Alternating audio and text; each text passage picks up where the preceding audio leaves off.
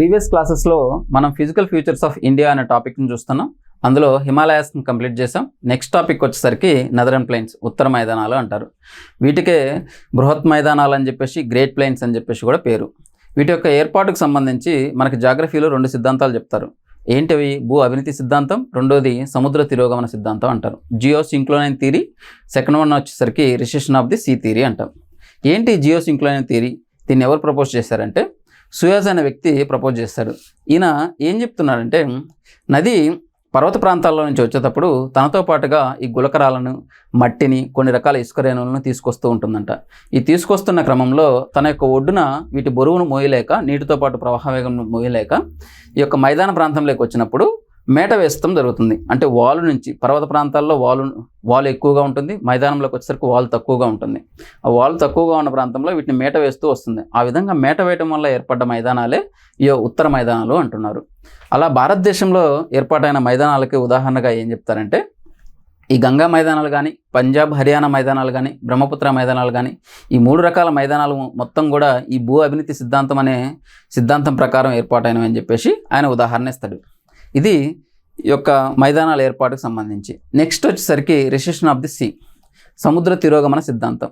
ఈ సిద్ధాంతం ఏం చెప్తుందంటే, సముద్రం ఒకప్పుడు పూర్తిగా ఉండి ఆ తర్వాత వెనక్కి వెళ్ళిపోవటం వలన ఏర్పడ్డ భూస్వరూపాలే ఈ యొక్క మైదానాలుగా పేర్కొంటారు.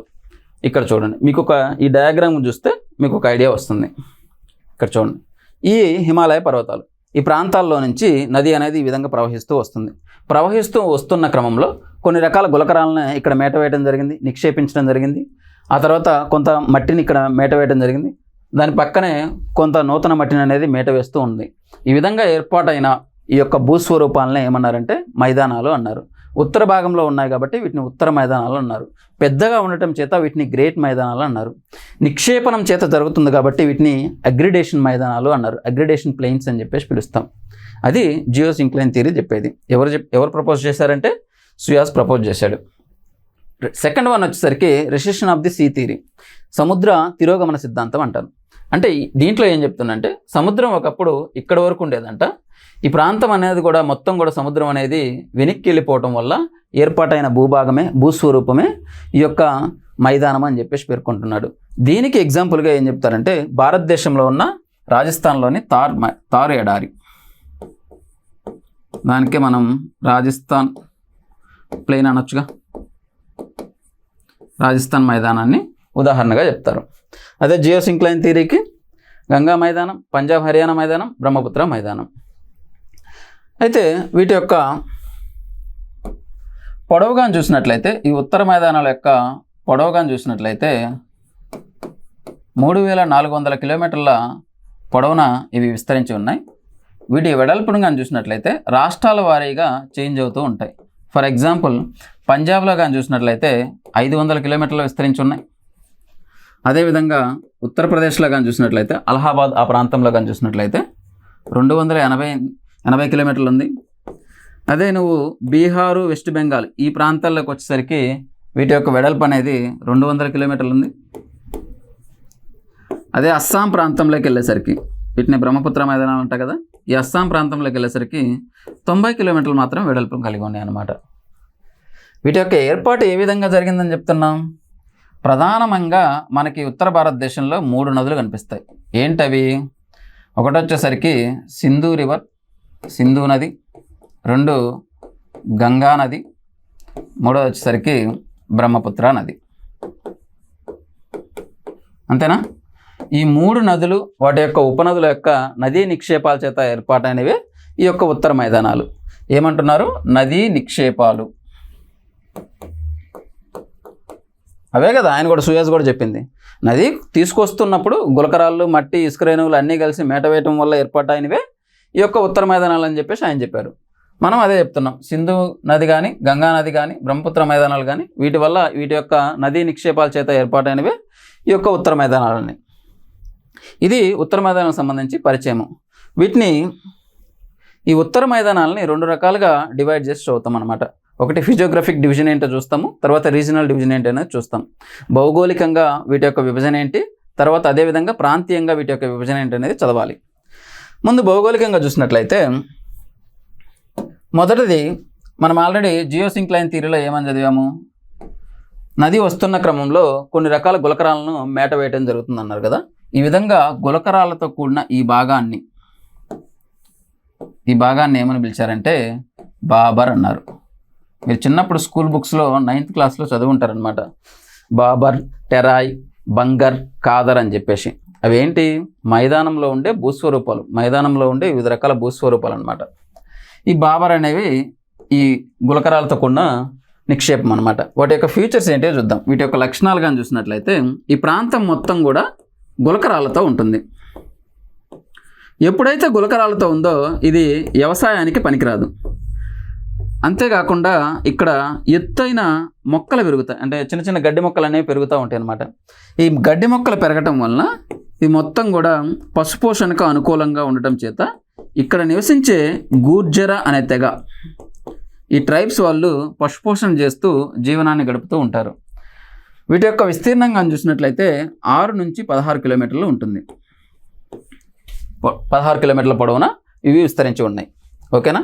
ఫీచర్స్ ఒకసారి చూడండి. బాబర్స్ యొక్క ఫీచర్స్: గులకరాలతో నిర్మితమై ఉంటుంది, వ్యవసాయానికి పనికిరావు, ఎత్తైన చిన్న చిన్న మొక్కలు అనేవి ఉంటాయి, పశుపోషణకి అనుకూలంగా ఉంటాయి. కాబట్టి ఈ గూర్జరా అనే తెగ ఇక్కడ నివసిస్తూ పశుపోషణ చేస్తూ ఉంటుంది. ఇక్కడ ఉన్న ప్రధానమైన మరొక లక్షణం ఏంటంటే, నది ఇక్కడ దాకా వచ్చిన తర్వాత నది అనేది అదృశ్యమవుతుంది.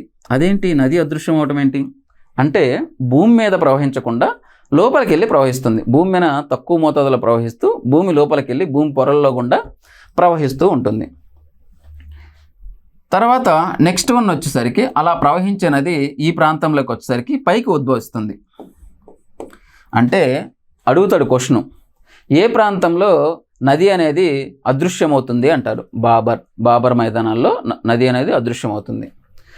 నెక్స్ట్ ప్రాంతంలోకి వచ్చేసరికి పైకి వస్తుంది. పైకి వచ్చిన దాన్ని, ఈ ప్రాంతాన్ని ఏమని పిలుస్తారంటే టెరాయ్ నేలలు అంటారు. ఓకేనా? వీటి యొక్క ఫీచర్స్ ఏంటో ఒకసారి చూడండి. అక్కడ మొత్తం గులకరాలతో నిండి ఉందన్నాం కదా. ఇది వచ్చేసరికి బురద ప్రాంతం, మొత్తం చిత్తడిగా తడిగా ఉంటుంది. ఎప్పుడైతే ఈ తడిగా చిత్తడిగా ఉందో ఆటోమేటిక్గా సహజ వృక్ష సంపద అనేది పెరుగుతుందన్నమాట. మొక్కలు, జంతువుల యొక్క సహజ వృక్ష సంపద అనేది ఎక్కువగా ఉంటుంది. వీటి యొక్క విస్తీర్ణంగా చూసినట్లయితే 16 నుంచి 30 కిలోమీటర్ల పొడవున విస్తరించి ఉన్నాయి. వీటిని బురద నేలలు కాబట్టి ఆటోమేటిక్గా సహజ వృక్ష అండ్ జంతు సంపద అనేది ఉంటుంది ఇక్కడ. ఈ సహజ వృక్ష జంతు సంపద ఉన్న ప్రాంతాలని మనం ఏమైనా ఏ పేరుతో సంరక్షిస్తున్నాం? National parks, tiger reservoirs, bird sanctuaries, ఈ పేర్లతో సంరక్షిస్తున్నాం కదా. అదే విధంగా ఇక్కడ ఉండే ప్రధానమైన టైగర్ రిజర్వాయర్స్, ప్రధానమైన నేషనల్ పార్క్స్ అన్నీ కూడా ఈ యొక్క టెరాయ్ ప్రాంతంలో ఉంటాయి. ఉదాహరణకు కానీ చూసినట్లయితే, ఇప్పుడు ఫర్ ఎగ్జాంపుల్ ఉత్తరాఖండ్ కానీ తీసుకున్నట్లయితే రాజాజీ నేషనల్ పార్క్ కానీ, జిమ్ కార్పెట్ నేషనల్ పార్క్ కానీ, అదేవిధంగా నందాదేవి నేషనల్ పార్క్ కానీ. ఏమంటున్నారు? Rajaji, Jim Corbett national park, Nanda Devi biosphere reservoir. అదే యూపీలోకి వచ్చేసరికి దూద్వా నేషనల్ పార్కు,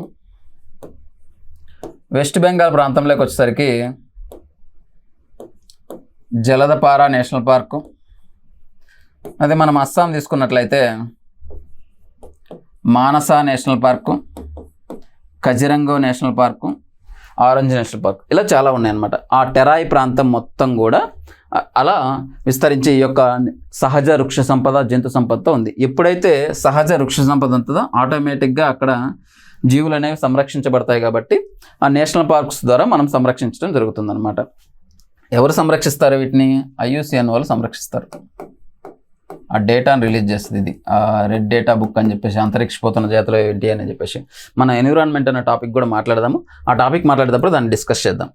ఇది టెరాయికి సంబంధించిన లక్షణాలు చాలా ఇంపార్టెంట్ అండి. ఫ్యూచర్స్, వాటిల్లో ఏదో ఒక ఫ్యూచర్ని అడిగి ఇది దేనికి సంబంధించిన లక్షణం అని చెప్పేసి అడుగుతారు. నీకు అందుకే ఇక్కడ నేను డయాగ్రామాటిక్లో చూపించాను చూడండి. పెద్ద పెద్ద చెట్లు, దట్టమైన అడవి ప్రాంతాలు ఇవి ఏర్పడి ఉంటాయి. కాకపోతే మనకేం జరిగిందంటే, ఈ 1947లో స్వాతంత్రం వచ్చినప్పుడు బంగ్లాదేశ్ నుంచి కొంతమంది ప్రజలు ఈ యొక్క భారతదేశంలోకి వలస రావడం జరిగింది. ఈ వలస వచ్చిన ఈ ప్రాంత ప్రజలను ఏమన్నారంటే కాందీసికులు అన్నారు. ఈ కాందీసికుల యొక్క ఆకలి తీర్చడం కోసం, వాళ్ళ కోసం భూములు ఏర్పాటు చేయడం కోసం ఈ ప్రాంతాలన్నింటినీ కూడా వ్యవసాయ క్షేత్రాలుగా, వ్యవసాయ భూములుగా మార్చారు. ఆ విధంగా మనం చాలా ప్రాంతాలని ఈ టెరాయి అడవుల్ని, టెరాయి భూముల్ని కోల్పోవటం జరిగింది. ఓకేనా. ఇక నెక్స్ట్ వీటిని ఏమంటారంటే, ఈ పచ్చగా కనిపిస్తున్న వీటిని ఏమంటారంటే బంగర్. వీటి యొక్క ఫీచర్స్ ఏందో చూద్దాం. పురాతన ఒండ్రుమట్టి మైదానాలనే, ఒండ్రుమట్టి నేలలనే ఏమన్నారంటే బంగర్ అన్నారు. పురాతన అని చెప్తున్నా అంటే ఏంటి, ఇవి ఇప్పుడు ఏర్పడ్డవి కాదనమాట. అంటే డైలీ వచ్చి ఏటా వచ్చి మేట వేసేవి కాదు. ఎప్పుడో ఒకసారి వరద వచ్చినప్పుడు, ఇంతకుముందు గతంలో వరద వచ్చినప్పుడు ఇక్కడ సారవంతమైన మట్టిని, సారవంతమైన స్లిట్ని ఈ విధంగా మేట వేయటం జరిగింది. ఆ విధంగా పురాతనంగా మేట వేసిన ఈ మైదానాలనే ఏమన్నారంటే బంగర్ అని చెప్పేసి పిలిచారు. వీటి యొక్క లక్షణాలు కానీ చూసినట్లయితే, ఈ బంగర్ అనేది చూడడానికి ఏ విధంగా ఉంటుందంటే ముదురు రంగులో ఉంటుంది. అది గ్రే అవ్వచ్చు లేదా రెడ్ కలర్లో కానీ ఉండొచ్చు. ఓకేనా. ముదురు రంగులో ఉంటుంది. సారవంతమైన ఒండ్రుమట్టి నిక్షేపాల చేత ఏర్పాటైంది. అదేవిధంగా ఈ ఒండ్రుమట్టి నిక్షేపాలు అనేవి ఈ పశ్చిమ భాగంలోకి వచ్చిన తర్వాత ఈ కాల్షియం కార్బోనేట్ అణువులతోటి మిక్స్ అవుతుంది. వీటితోటి ఎప్పుడైతే మిక్స్ అవుతుందో వీటిని ఏమని పిలుస్తానంటే కంకర నేలలు అంటారు. కంకర నేలలని ఏటికి పేరు అని అడుగుతారు, బంగర్. అదేవిధంగా ఈ పశ్చిమ భాగంలో ఇంకా వెస్ట్ బెంగాల్ ఈ ప్రాంతంలోకి వచ్చేసరికి క్షార లవణాలతోటి కలుస్తుంది. సముద్రానికి దగ్గరికి వస్తుంది కదా. ఈ క్షార లవణాలు కలిసిన తర్వాత వీటిని ఏమంటారంటే కల్లార్ లేదా రే నేలలు అని చెప్పేసి పిలుస్తారు. ఓకేనా. అదే ఈ యొక్క బంగర్ నేలల్ని పంజాబ్ ప్రాంతంలో స్థానికంగా దయాస్ అంటారు. దయా నేలలు అని చెప్పేసి కూడా పిలుస్తారు. చాలా ఈజీ అండి. ఈ బంగర్ అనేది పురాతన ఒండ్రుమట్టి మైదానాల చేత ఏర్పాటైంది. సారవంతమైన మైదానాలు. వీటిని చూడటానికి ఎలా ఉంటాయంటే ముదురు గ్రే అండ్ రెడ్ కలర్లో ఉంటాయి.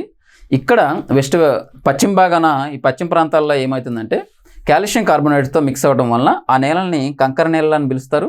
అదే వెస్ట్ బెంగాల్ ప్రాంతంలోకి వచ్చేసరికి క్షార లవణాలతోటి మిక్స్ అవుతుందన్నమాట. బేసిక్ వాటితోటి మిక్స్ అవ్వడం చేత అక్కడ వాటిని రే లేదా కల్లార్ అని చెప్పేసి పిలవడం జరుగుతుందన్నమాట. అదే పంజాబ్లో అయితే స్థానికంగా వాటిని దయాస్ అని చెప్పేసి పిలుస్తారు. ఇది బంగర్ నేలలకు సంబంధించిన ఇన్ఫర్మేషన్. ఇక నెక్స్ట్ లాస్ట్ వన్ వచ్చేసరికి కాదర్.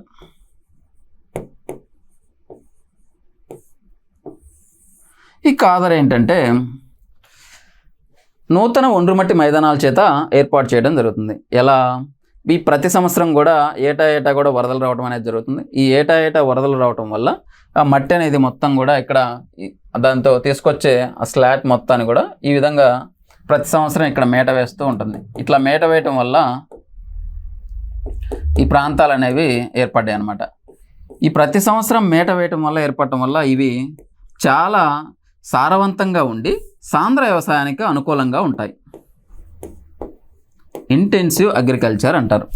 ఏంటి ఇంటెన్సివ్ అగ్రికల్చర్ అంటే మామూలుగా జనరల్గా సంవత్సరానికి 1-2 పంటలు తీయటమే కష్టం అనమాట.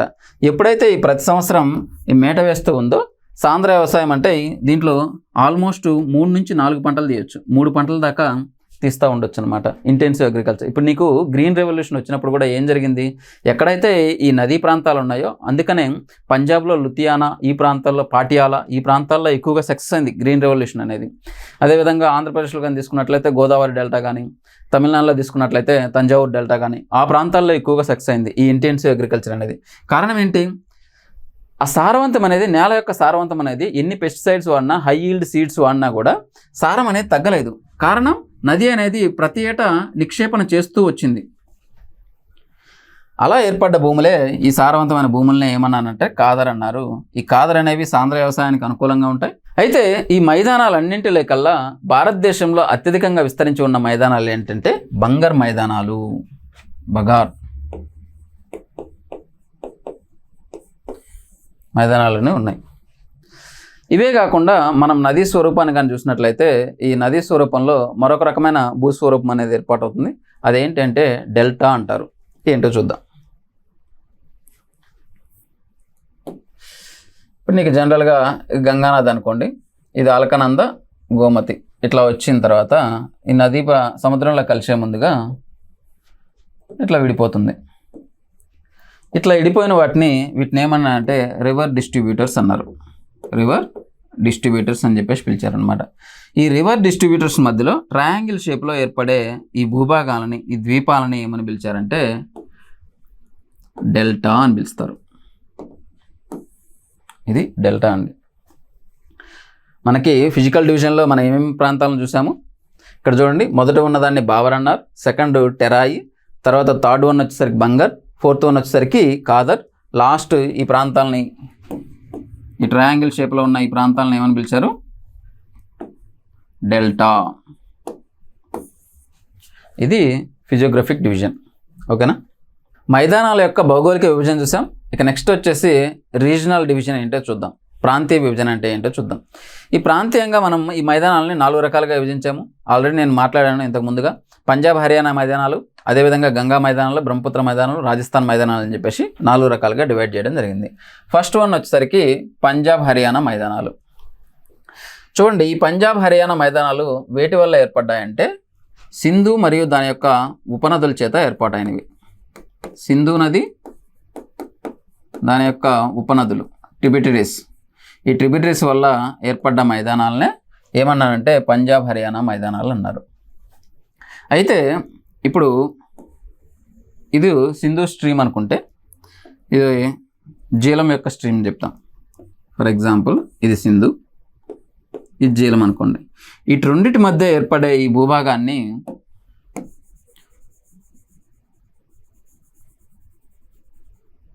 ఏమని పిలుస్తారంటే అంతర్వేది లేదా డోమ్ అంటారు.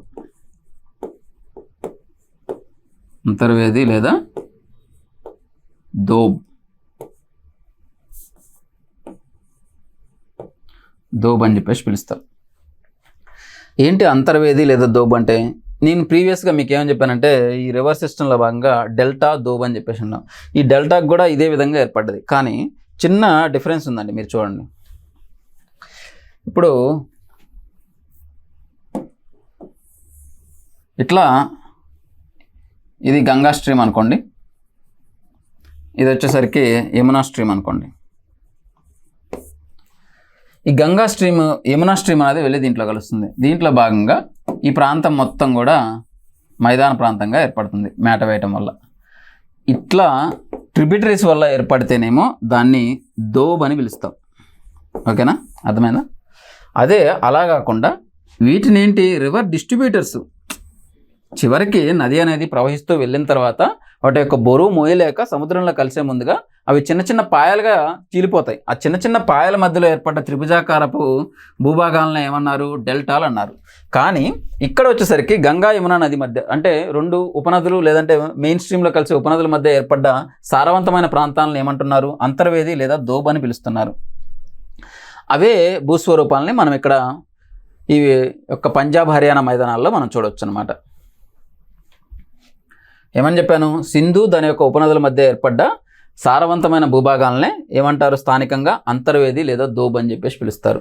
ఇక్కడ ప్రధానంగా మనకు కనిపించే అంతర్వేదీలు, దోబులు ఏంటివంటే చూడండి, ఇది వచ్చేసరికి సింధు మెయిన్ స్ట్రీము. ఇది సింధు నది యొక్క రివర్ సిస్టమ్ అనమాట. ఇది దాని యొక్క ఉపనదులు. అదేవిధంగా జీలం, చీనాబ్, రావి, బియాస్ అండ్ సట్లైజ్, ఇవి నదులు. ఈ రెండింటి ప్రాంతంలో ఇక్కడంతా కూడా మైదానం అంతా ఏర్పడింది అనుకోండి. ఈ మైదానాన్ని ఏమని పిలిచారంటే సింధు సాగర్ అన్నారు.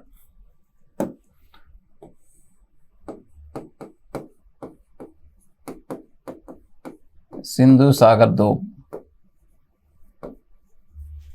అదేవిధంగా ఇప్పుడు నేను దీన్ని ఒక డయాగ్రామ్లో వేసి చూపిస్తే మీకు క్లియర్గా అర్థమవచ్చు. ఇదిగో ఈ రెండింటి మధ్య ఏర్పడ్డ ఈ జీలంకి సింధు నదికి మధ్య ఏర్పడ్డ ఈ ప్రాంతాన్ని ఏమని పిలిచారంటే సింధు సాగర్ దోబ్ అన్నారు.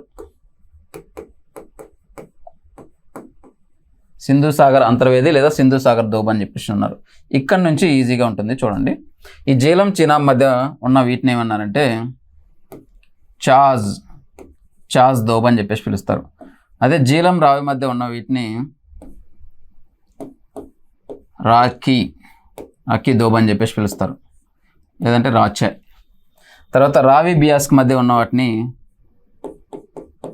బారి అని చెప్పేసి, బియాస్ సట్లైజ్ మధ్య ఉన్న వాటిని బిస్త్ అని చెప్పేసి ఇట్లా వెళ్ళడం జరుగుతుంది. ఇవి ఏంటి పేర్లు ఇట్లా డిఫరెంట్గా ఉన్నాయని అనుకోవద్దు. వీటిని యొక్క ఇంగ్లీష్ లెటర్స్ కానీ చూసినట్లయితే వాటిలో ఫస్ట్ 2 లెటర్స్ని తీసుకొని ఇట్లా చేస్తారనమాట. ఇక్కడ చూడండి జీనం చీనాబ్ ఉంది కదా, చీనం, చీజ్ ఇది అనమాట, చాజ్గా పిలుస్తారు. ఇదే రావి చీనాబ్ కానీ తీసుకున్నట్లయితే రాలో ఫస్ట్ రా, చీనాబ్లో చా అనమాట, రేఖన లేదా రేఖ అని చెప్పేసి రాచి అని చెప్పేసి పిలవటం జరుగుతుంది. అదే రావి బియాస్ని కానీ తీసుకున్నట్లయితే దీంట్లో ఉన్న బా ఒకటి, రావిలో ఉన్న వి, ఆరై రావి అది.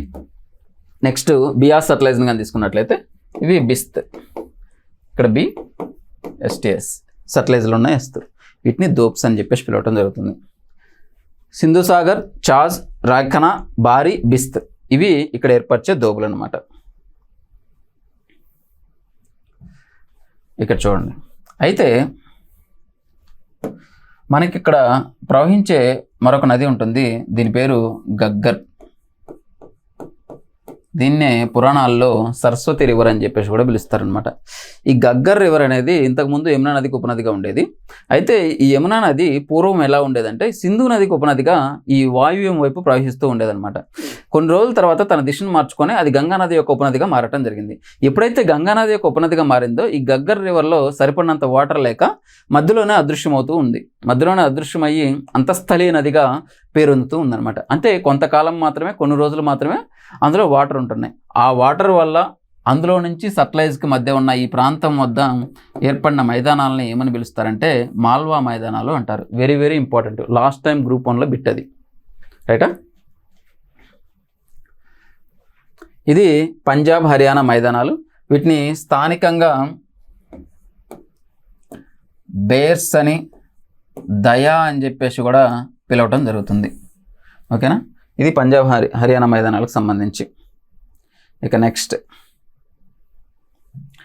గంగా మైదానం చూడండి. మీకు ఈ మైదానాలు అర్థం కావాలంటే రివర్ సిస్టమ్ కొంతవరకు ఐడియా ఉండాలన్నమాట. ఈ యొక్క అలకనంద మరియు గంగోత్రి రెండూ కలిసి ఈ గంగానది యొక్క మెయిన్ స్ట్రీమ్గా, ఇది నేను చూపిస్తున్నది మెయిన్ స్ట్రీమ్గా ప్రవహిస్తూ ఉత్తరాఖండ్, అదేవిధంగా ఉత్తరప్రదేశ్, బీహారు, పశ్చిమ బెంగాల్ గుండా బంగాళాఖాతంలోకి వెళ్ళి కలవటం జరుగుతుంది. పశ్చిమ బెంగాల్లోకి వచ్చిన తర్వాత ఒక స్ట్రీమ్ అనేది బయటకు పక్కకు వస్తుంది. ఆ పక్కకు వచ్చిన స్ట్రీమ్ని ఏమని పిలిచారంటే హుగ్లీ రివర్ అన్నారు. మరొక స్ట్రీమ్ వచ్చేసరికి బంగ్లాదేశ్లోకి ఎంటర్ అవుతుంది. పద్మాగా వెళ్ళి అక్కడ బే ఆఫ్ బెంగాల్లో కలవటం జరుగుతుంది. అది దానికి ఉన్న ప్రధానమైన ఉపనదులు కానీ చూసినట్లయితే మీకు రైట్ బ్యాంక్ ట్రిబ్యూటరీస్ కానీ చూసినట్లయితే యమునా నది ఉంటుంది. యమునా నదికి ఉన్న ఉపనదులు ఏంటి? చంబల్, కెన్, బెత్వా. అదేవిధంగా గంగా నదికి ఉన్న ఉపనదులు ఏంటి అంటే శారద, గండక్, అదేవిధంగా గగ్గర్, అదేవిధంగా కోషి, ఇవన్నీ కూడా ప్రధానమైన గంగా నది యొక్క ఉపనదులు అనమాట. చూడండి, ఆ నదుల చేత ఏర్పాటైన మైదానాలే ఈ యొక్క గంగా మైదానాలు. వీటి యొక్క విస్తీర్ణంగా చూసినట్లయితే ఆల్మోస్ట్ 1400 కిలోమీటర్ల వరకు విస్తీర్ణం కలిగి ఉంది. ఇవి ఈ నైరుతి భాగంలో స్టార్ట్ అయ్యి అదేవిధంగా మరొకటి వచ్చేసరికి ఈ వాయువ్య ప్రాంతంలో, ఈ ప్రాంతంలో స్టార్ట్ అయిన ఇట్లా ఈ స్ట్రీమ్ అనేది ఈ ముందుకు వెళ్తున్న కొద్దీ ఈ ఆగ్నేయానికి పడిపోతుంది. ఆగ్నేయం వద్ద బే ఆఫ్ బెంగాల్లో చేరటం జరుగుతుంది. ఈ ఒకసారి ఇంగ్లీష్లో రాస్తాను చూడండి. నైరుతి వచ్చేసరికి సౌత్ వెస్ట్, వాయువ్యం వచ్చేసరికి నార్త్ వెస్ట్, ఆగ్నేయం వచ్చేసరికి సౌత్ ఈస్ట్, ఇలా వెళ్తుంది. ఇట్లా ఆగ్నేయంలోకి వెళ్తుంది. ఒకసారి ఈ మీన్ సీ లెవెల్ నుంచి కానీ చూసినట్లయితే వీటి యొక్క ఎత్తు ఏ విధంగా తగ్గుతుందనేది చూడండి. ఈ యొక్క ఉత్తరప్రదేశ్ ప్రాంతంలో అలహాబాద్ ఈ ప్రాంతంలోకి వచ్చేసరికి 280 మీటర్ల ఎత్తు ఉంటుంది. అదే కిందకి వెళ్ళే కొద్దీ అదే లక్నో ఈ ప్రాంతంలోకి వచ్చేసరికి 200 మీటర్లకు పడిపోతుంది. ఇంకా కిందకి వెళ్ళే కొద్దీ ఈ బీహారు ఈ ప్రాంతంలోకి వచ్చేసరికి 50 మీటర్స్కి వస్తుంది. అదే వెస్ట్ బెంగాల్లో కోల్కతా ప్రాంతంలోకి వెళ్ళేసరికి 6 మీటర్కి పడిపోతుంది. అంటే చూడండి గ్రాడ్యువల్గా ఏ విధంగా కిందకి వెళ్తుందో చూడండి. ఇట్లా వెళ్ళటం వల్ల దీన్ని మనం సగటున ఏం చెప్పొచ్చు అంటే ఎవ్రీ కిలోమీటర్కి, 1 కిలోమీటర్కి 25 సెంటీమీటర్ల చొప్పున వంపును కలిగి ఉన్నదని చెప్పేసి తెలియజేస్తుంది. మనకి నది ఇక్కడ కానీ చూసినట్లయితేనేమో మొత్తం మీన్ సీ లెవెల్, ఈ సీ లెవెల్ ఏదైతే ఉందో ఆ సీ లెవెల్కి 250 మీటర్ల ఎత్తులో ఉంది. అదే అలహాబాదు ఈ యొక్క లక్నో ఈ ప్రాంతాలుగా చూసినట్లయితే 200 మీటర్ల ఎత్తులో ఉంది. బీహార్ ప్రాంతంలోకి వచ్చేసరికి 50 మీటర్స్ అయింది. వెస్ట్ బెంగాల్ ప్రాంతం కలకత్తా ప్రాంతంలోకి వచ్చేసరికి 6 మీటర్సే అయింది అనమాట. అంత వాలు కలిగి ఉంది. అదే మనం సగటునగా తీసుకున్నట్లయితే 1 కిలోమీటర్కి 20 సెంటీమీటర్ల లెక్కన వాల్ అనేది కిందకి వెళ్తూ ఉందన్నమాట. ఓకేనా. వీటిని 3 రకాలుగా డివైడ్ చేయడం జరుగుతుంది. ఒకటి upper Gangetic plain, middle Gangetic plain, lower Gangetic plain. చూడండి ఫస్ట్ వన్ వచ్చేసరికి అప్పర్ గ్యాంగటిక్ ప్లేన్. ఇప్పుడు ఇది గంగానది యొక్క మెయిన్ స్ట్రీమ్. ఈ గంగానది యొక్క మెయిన్ స్ట్రీము, దాని యొక్క ఉపనదైన రామ్గంగా, శారద ఈ నదుల మధ్య ఉన్న ఈ ప్రాంతాన్ని ఏమంటారంటే రోహిల్ఖండ్ మైదానం అని చెప్పేసి పిలుస్తాం. ఏమని పిలుస్తున్నారు? రోహిల్ఖండ్ మైదానం అని చెప్పేసి పిలుస్తున్నారు. అదేవిధంగా ఈ గంగాకి యమునాకి మధ్యలో ఉన్న ఈ ప్రాంతాన్ని ఏమని పిలుస్తున్నారంటే గంగా యమున అంతర్వేది అన్నారు. మనం ఆల్రెడీ చెప్పాం కదా అంతర్వేది అంటే ఏందనేది. ఉపనదికి మెయిన్ స్ట్రీమ్కి మధ్యన ఉన్న సారవంతమైన భూభాగాన్ని ఏమని పిలుస్తున్నారు? అంతర్వేది అన్నారు. అదేవిధంగా ఈ యమునాకి చంబల్కి మధ్య ఉన్న ఈ భూభాగాలను ఏమంటారంటే కందర భూములు, లేదా వీటికి మరొక పేరు ఏంటంటే బోర్స్. ఇది అప్పర్ గ్యాంగటిక్ ప్లేన్లో ఉన్న భూస్వరూపాలు. నెక్స్ట్ వచ్చేసరికి మిడిల్ గ్యాంగటిక్ ప్లేన్. ఇక్కడ చూడండి, ఇది వచ్చేసరికి యమునా రివర్, ఇది వచ్చేసరికి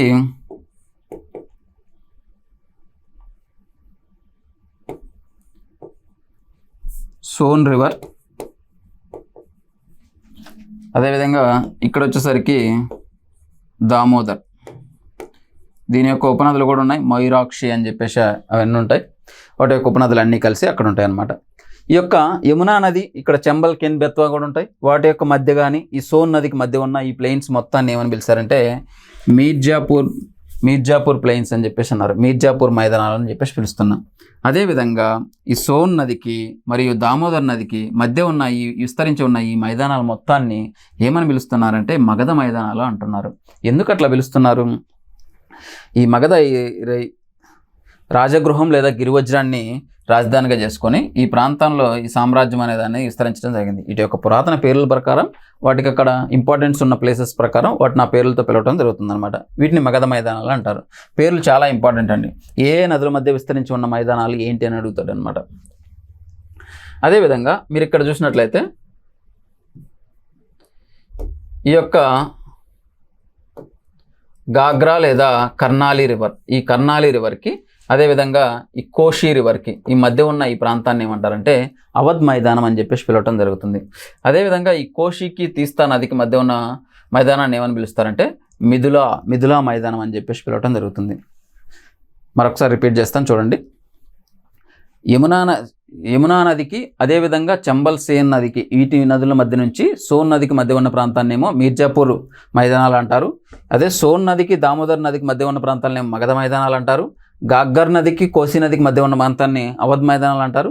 కోసి నుంచి ఇక్కడ తీస్తా నదికి మధ్య ఉన్న ప్రాంతాలనేమో మిథులా మైదానాలు అని చెప్పేసి పిలవటం జరుగుతుంది. అది మిడిల్ గ్యాంగటిక్ ప్లేన్లో ఉన్న అంశాలు.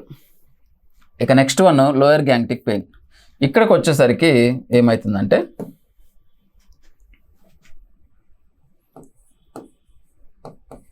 ఈ కోషి ఉపనది ఉంటుంది.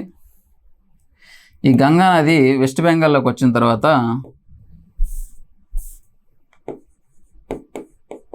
హుగ్లీ రివర్గా ఒక బ్రాంచ్ అనేది చీలిపోతుంది అనమాట. ఈ చీలిపోయిన తర్వాత దీంట్లోకి వచ్చి చేరే ఉపనదులు ఏంటి అంటే దామోదర్ నది, మయూరాక్షి నది, సుగ్రీ రివర్. ఇవన్నీ కూడా రాజ్పిప్లా కొండల్లో నుంచి పుట్టి ఈ పర్వతాలను ఏమంటారంటే రాజ్పిప్లా కొండలు అని చెప్తారు. దీని పక్కనున్న ఈ పీఠభూమిని ఏమంటారంటే చోటా నాగ్పూర్ పీఠభూమి అని పిలుస్తారు. మన నెక్స్ట్ అంశం అదే, అది చెప్తాను నేను. మధ్య భారత ఉన్నతాలు అనే పాఠం చెప్పేటప్పుడు దాంట్లో వస్తాయన్నమాట. ఈ చోటా నాగ్పూర్ పీఠభూమి పక్కన రాజ్పీపలా కొండలు ఉంటాయి. ఈటి కొండల పర్వతాల్లో నుంచి ప్రవహిస్తూ ఈ నదులు అనేవి ఇట్లా వచ్చి చేరుతాయి అన్నమాట. ఇట్లా వచ్చి చేరిన తర్వాత ఇక్కడ ఏర్పడే మైదానాల మొత్తాన్ని ఏమని పిలుస్తారంటే హుగ్లీ మైదానాలు లేదా దామోదర్ మైదానాలు అని చెప్పేసి పిలవటం జరుగుతుంది. ఇక చివరకు వచ్చేసరికి ఈ ప్రాంతంలో డెల్టా ప్రాంతాలను ఏర్పాటు చేస్తాయి. ఏమంటారు? డెల్టాను ఏర్పాటు చేస్తారు. గంగానది ఏర్పాటు చేసే ప్రసిద్ధి డెల్టా ఏంటంటే సుందర్బన్ డెల్టా.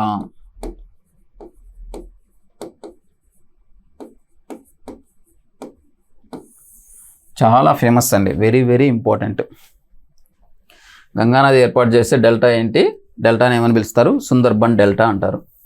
ఎలాగో సందర్భం వచ్చింది కాబట్టి మాట్లాడదామండి. ఈ సుందర్బన్ డెల్టా యొక్క ప్రత్యేకతలు ఏంటంటే ఇక్కడ ఇది మ్యాంగ్రూవ్ ఫారెస్ట్స్ పెరిగే అత్యంత ప్రసిద్ధి చెందిన డెల్టా అనమాట. ఈ సుందర్బన్ డెల్టా అనేది అంటే సముద్రాల నుంచి వచ్చే ఈ సైక్లోన్స్ వీటన్నిటిని తట్టుకోవడం కోసం మ్యాంగ్రూవ్స్ అడవులు అనేవి భయంకరంగా పెరిగి ఉంటాయి. ఇక్కడ సంరక్షించబడుతున్న జంతువు వచ్చేసరికి పెద్ద పులి, నేషనల్ యానిమల్ అని పిలుస్తాం కదా, ఈ పెద్ద పులి సంరక్షించబడుతుంది. దీన్ని అంతేకాకుండా ఇది రామ్సార్ సైట్లో ఒకటిగా భాగంగా గుర్తిస్తారు. భారతదేశంలో ఉన్న బిగ్గెస్ట్ రామ్సార్ సైట్ ఏంటంటే సుందర్బన్ డెల్టా. ఒకసారి ఎలాగో సందర్భం వచ్చింది కాబట్టి ఈ రామ్సార్ సైట్ అంటే ఏంటి, వాటి యొక్క ఇంపార్టెన్స్ ఏంటి అనేది చూద్దాం. చూడండి, ఈ రామ్సార్ కన్వెన్షన్ అనేది 1971లో యునెస్కో ఇరాన్లోని రామ్సార్ అనే పట్టణంలో జరపడం జరిగింది. ఈ 1971లో జరిపిన తర్వాత 1975లో అది ఫోర్స్ లేక్ రావడం జరిగింది. ఈ ఫోర్స్ లేక్ వచ్చిన తర్వాత భారతదేశంలో ఇప్పటిదాకా మొత్తం 91 రామ్సార్ సైట్లను గుర్తించారు. భారతదేశంలో గుర్తించబడిన మొట్టమొదటి రామ్సార్ సైట్ని చిలకా సరస్సుగా పిలుస్తారు.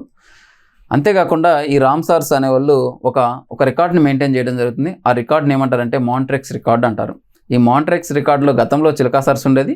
ప్రస్తుతం రెండు విషయాలు అనేవి ఈ మాంట్రెక్స్ రికార్డులో ఉన్నాయి. ఒకటి వచ్చేసి లోక్తక్ సరస్సు, రెండోది రాజస్థాన్లో ఉన్న క్యూలాంగ్డో నేషనల్ పార్క్ అన్నమాట. ఓకేనా? ఒకసారి వాటి ఇంపార్టెన్స్ రాస్తాను, వెరీ వెరీ ఇంపార్టెంట్. ఒకసారి చూడండి.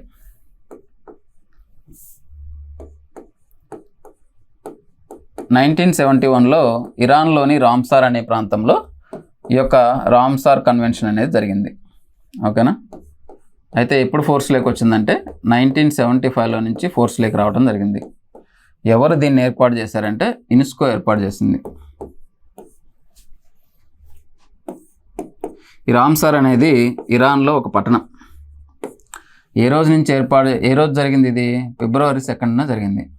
కాబట్టి ఈ February 2ని ఏమని పిలుస్తారంటే వరల్డ్ వెట్లాండ్ డే అంటారు. ప్రపంచ చిత్తడి నీళ్ళ దినోత్సవంగా జరుపుకుంటూ ఉంటాం అన్నమాట ప్రతి సంవత్సరం. ఇప్పటి వరకు భారతదేశంలో 91 రామ్సార్ సైట్లను గుర్తించడం జరిగింది. ఏంటి ఆ 91వ రామ్సార్ సైట్ ఏందనేది కామెంట్ బాక్స్లో కామెంట్ చేయండి. ఓకేనా? అదేవిధంగా భారతదేశంలో గుర్తించిన ఫస్ట్ రామ్సార్ సైట్ ఏంటంటే చిల్కా లేక్. దీనికి ఉన్న ప్రత్యేకత ఏంటంటే లాంగెస్ట్ సాల్ట్ వాటర్ లేక్ అనమాట. లార్జెస్ట్ అంటేనేమో సాంబార్ రివర్ పెట్టాల్సి ఉంటుంది, సాంబార్ లేక్ పెట్టాల్సి ఉంటుంది. లాంగెస్ట్ అంటేనేమో చిల్కా పెట్టాల్సి ఉంటుంది. ఇది ఒరిస్సాలో ఉంటుంది. సాంబార్ వచ్చేసరికి రాజస్థాన్ ప్రాంతంలో ఉంటుంది. ఫస్ట్ వచ్చేసరికి ఇది. భారతదేశంలో ఉన్న బిగ్గెస్ట్ రామ్సార్ సైట్ ఏంటంటే సుందర్బన్ డెల్టా. ఈ సుందర్బన్ డెల్టానే బిగ్గెస్ట్ రామ్సార్ సైట్ అనమాట. ఆంధ్రప్రదేశ్లో ఉన్న ఒకే ఒక రామ్సార్ సైట్ ఏంటంటే కొల్లేరు సరస్సు అని చెప్తారు అన్నమాట. ఓకేనా? భారతదేశంలో అత్యధిక రామ్సార్ సైట్లు కలిగిన స్టేట్ ఏందని అడుగుతాడు. తమిళనాడు. మొత్తం ఎన్ని ఉన్నాయి? 18 ఉన్నాయి. 18 కలిగి ఉన్నాయి అన్నమాట. మనం లార్జెస్ట్ ఏదో చూసినాం, మొట్టమొదటిసారిగా గుర్తించబడింది ఏదో చూసినాం, ఈ యొక్క సుందర్బన్ డెల్టా గురించి చూసినాం, ఆంధ్రప్రదేశ్లో ఉండేది ఏంటో చూసినాం. ఇంకా ఇది ఈ ప్రతి సంవత్సరం కూడా ఈ మాంట్రెక్స్ రికార్డ్ అనేది రిపీట్ చేస్తూ ఉంటుంది అన్నమాట. ఏంటి మాంట్రెక్స్ రికార్డ్ అంటే ఏవైతే మానవ చర్యల వల్ల అంతరించిపోవడానికి సిద్ధంగా ఉందో అట్లాంటి వాటిని దీంట్లోకి జాయిన్ చేయడం జరుగుతుందన్నమాట. దీంట్లోకి మొట్టమొదటిగా జాయిన్ అయింది ఏంటంటే ఇంతకుముందు భారతదేశంలో ఈ చిల్కా లేకే ఉండేది. అయితే ప్రజెంట్ ఇది లేదు. దీని ప్లేస్లో ప్రజెంట్ 2 మాత్రం ఉన్నాయి. ఏంటవి అంటే మణిపూర్లో ఉన్న లోక్తక్ సరస్. నేను ఆల్రెడీ ఉనికి చెప్పేటప్పుడు, ఈ హిమాలయాలు చెప్పేటప్పుడు చెప్పాను అనమాట. ఈ లోక్తక్ సరస్సులోనే క్యూలాంగో నేషనల్ పార్క్ ఉంది. అక్కడ సంరక్షించబడుతున్న జంతువు ఏంటంటే సాంగాయ్ డీర్ అని. ఓకేనా. అదేవిధంగా రాజస్థాన్లోని కిబులాంజో నేషనల్ పార్క్, ఇవి రెండు కూడా మాంట్రెక్స్ రికార్డులో ఉన్నాయి. వెరీ వెరీ ఇంపార్టెంట్ ఇది. ఆల్రెడీ పంజాబ్ హర్యానా మైదానాలు చూసాము, గంగా మైదానాలు ఏంటియో చూసాము.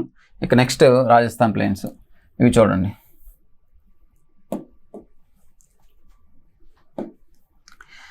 ఇది ఆరావళి పర్వతం. ఆరావళి పర్వతం అనుకుంటే ఇక్కడున్న నదిని లూని నది అనుకోండి. ఈ ఆరావళి పర్వతానికి పశ్చిమాన ఈ లూని నది ప్రవహిస్తూ ఉంది. దీంట్లోకి కొన్ని రకాల రివర్స్ అనేవి, శుక్రీ రివర్, ఈ రివర్స్ అనేవి మజాయి రివర్, ఈ రివర్స్ అనేవి దాని యొక్క ట్రిబ్యూటరీస్ అనేవి ఇక్కడికి వచ్చి కలుస్తూ ఉంటాయి అన్నమాట. ఈ కలుస్తున్న క్రమంలో ఇక్కడ ఏర్పడిన ఈ సారవంతమైన ఈ భూభాగాలని ఏమని పిలిచారంటే రోహి అన్నారు. అడుగుతాడు క్వశ్చన్, ఏమని అడుగుతాడంటే ఆరావళి పర్వతాలకి పశ్చిమ భాగాన రాజస్థాన్లో ఉన్న సారవంతమైన భూభాగాలను ఏమని పిలుస్తారు అంటారు. రోహి అన్నారు. ఎస్ఐలో ఈ క్వశ్చన్ వచ్చింది. అదేవిధంగా ఈ పక్కనున్న ఈ తక్కువ సారవంతమైన చిన్న చిన్న గడ్డి భూములు కలిసిన ఈ భూభాగాలను ఏమని పిలుస్తారంటే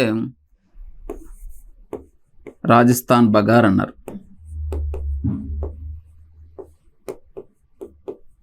రాజస్థాన్ బగార్ అని చెప్పేసి పిలవడం జరుగుతుంది. ఇక్కడ ఇది మొత్తం ఎడారి ప్రాంతం అన్నమాట. ఇవన్నీ నాగజముడు, బ్రహ్మజముడు ఇలాంటి ట్రీస్ పెరిగే ఏరియా. ఈ ప్రాంతాన్ని ఏమన్నారంటే మరుస్థలి మైదానం. మరుస్థలి మైదానం లేదా డెడ్ ప్లెయిన్స్ అని చెప్పేసి పిలవడం జరుగుతుంది. ఓకేనా. ఇక్కడ 3 రకాల భూభాగాలు కనిపిస్తున్నాయి మనకు. ఒకటి వచ్చేసి రోహి, రాజస్థాన్ బగార్, మూడోది వచ్చేసి మరుస్థలి మైదానం. లూని నదికి ఆరావళికి లూని నదికి మధ్యనున్న ఆరావళికి పశ్చిమ భాగాన ఉన్న సారవంతమైన నేలలను ఏమంటారంటే రోహి అంటారు. ఇక్కడ ఉదాహరణగా చెప్పినట్లయితే ఇక్కడ ఉన్న పాలి డిస్ట్రిక్ట్ మొత్తం కూడా ఈ యొక్క రోహి యొక్క భూములతోటి సారవంతంగా ఉండటం చేత మొత్తం జొన్న పంటకి అదేవిధంగా గోధుమ పంటకి అనుకూలంగా ఉన్నాయన్నమాట. వీళ్ళు ఎక్కువగా ఈ పంటలు పండిస్తారు. అదే ఇక్కడ ఈ రాజస్థాన్ బగర్ ఈ ప్రాంతంలో కానీ చూసినట్లయితే ఈ జోధ్పూరు, జైసల్మీరు అవి మొత్తం ఈ ప్రాంతాలన్నీ కూడా ఇక్కడ ఉంటాయి. ఓకేనా. ఇది రాజస్థాన్ మైదానంలో కనిపించే భాగాలు. ఇలాగ టాపిక్ వచ్చింది కాబట్టి రాజస్థాన్ డిజర్ట్ గురించి కూడా మాట్లాడదాం. ఈ రాజస్థాన్ డిజర్ట్ అనేది మొత్తం 32 లక్షల చదరపు కిలోమీటర్ల విస్తీర్ణంలో విస్తరించి ఉంది. ఓకేనా. ఇది మొత్తాన్ని కానీ మనం 100%గా కానీ తీసుకుంటే ఏంది, ఇందులో 15% పాకిస్తాన్లో ఉంది. ఓకేనా. మిగతా 85% ఇండియాలో విస్తరించి ఉంది. ఈ 85%లో ఈ యొక్క పంజాబు, హర్యానా అండ్ గుజరాత్ ఈ 3 రాష్ట్రాలలో 15% విస్తరించి ఉంది. మిగిలిన 60% రాజస్థాన్ ప్రాంతంలో విస్తరించడం జరిగిందనమాట. ఇది దాని యొక్క డివిజన్. అయితే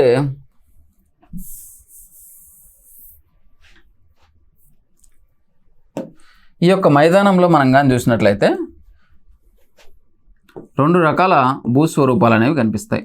ఏంటి ఆ 2 రకాల భూస్వరూపాలు అంటే బార్కేన్ అండ్ సెర్ఫ్. ఈ 2 రకాల భూస్వరూపాలు కనిపిస్తాయి. ఇక్కడ ఇమేజ్లో ఉంది, చూపిస్తాను.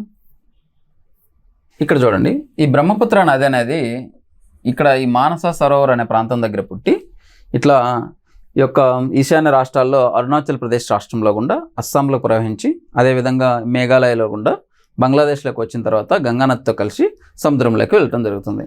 అయితే ఈ ప్రాంతంలో ఈ యొక్క అరుణాచల్ ప్రదేశ్లో కానీ ఈ యొక్క మేఘాలయ ఈ ప్రాంతాల్లో కానీ వీటన్నిటిలో కూడా పర్వత ప్రాంతాల్లో ప్రవహిస్తూ ఉంటుంది అనమాట. జనరల్గా మనిషికి ఏ విధంగా అయితే 3 దశలు ఉంటాయో అదేవిధంగా నదికి కూడా 3 దశలు ఉంటాయి అనమాట. తరుణం, యవ్వనం, వృద్ధాప్యం అని చెప్పేసి ఈ మొత్తం జనరల్గా ఈ పర్వత ప్రాంతాల్లో ప్రవహించే ఈ యొక్క విషయాన్ని అంతటిని కూడా తరుణ దశ అని చెప్పేసి అంటారు. అయితే ఈ యొక్క బ్రహ్మపుత్ర రివర్ అనేది భారతదేశంలో మోస్ట్ ఆఫ్ ద టైం అంతా కూడా ఎక్కడ ప్రవహిస్తుందా అంటే పర్వతాల్లో మాత్రమే ప్రవహిస్తుంది. మళ్ళీ బంగ్లాదేశ్లోకి వెళ్ళిన తర్వాత ప్లెయిన్స్లో ప్రవహించడం జరుగుతుంది, మైదాన ప్రాంతాల్లో. ఇక్కడ చూడండి, ఆ దిశగా ఈ మొత్తం 90 కిలోమీటర్ల వెడల్పుతోటి అందుకే కదా ఉత్తర భారతదేశ మైదానాలను అస్సాం ప్రాంతంలోకి వచ్చేసరికి వాటి యొక్క వెడల్పు ఎంత అని చెప్పారు, 90 కిలోమీటర్ల వెడల్పుతోటి ఈ అస్సాం ప్రాంతంలో మాత్రమే ప్రవహిస్తూ ఉంటుంది. ఇక్కడ ఈ నది ఏర్పరిచే అతిపెద్ద దీవి ఏంటంటే మజూలీ దీవి అనమాట. ఇక్కడ ల్యాండ్స్ మొత్తం కూడా ఎట్లా ఉంటుందంటే రెడ్ శాండిల్స్తో ఉంటుంది అనమాట. అందుకే ఈ బ్రహ్మపుత్ర రివర్కి అస్సాంలో పిలిచే మరొక పేరు ఏంటంటే రెడ్ రివర్ అని కూడా పిలుస్తాం అనమాట. రెడ్ శాండిల్స్తో ఉంటాయి.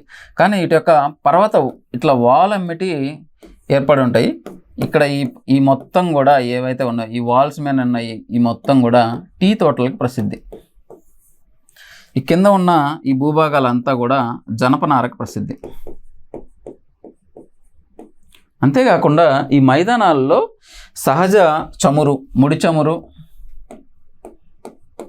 మరియు బొగ్గు దొరికే ఏకైక మైదానం ఏంటంటే ఈ యొక్క బ్రహ్మపుత్ర మైదానం. ఓకేనా, ఇది వాటి యొక్క ఇంపార్టెన్స్ అనమాట. థ్యాంక్ యూ అండి. మిగతావి నెక్స్ట్ సెషన్లో చూద్దాం.